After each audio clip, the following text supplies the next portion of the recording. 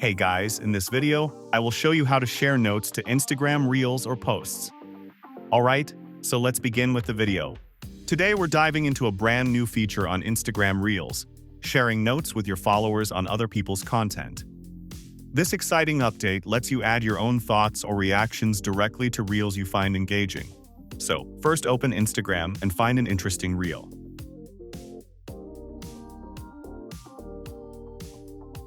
I found this one.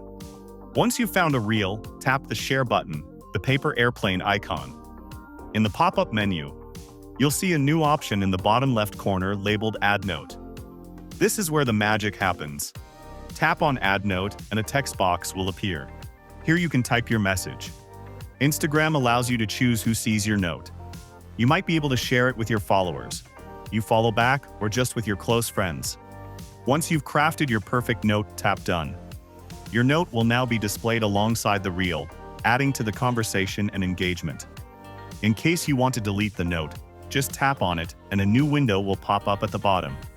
Here, just tap on the Delete Note and your note is deleted.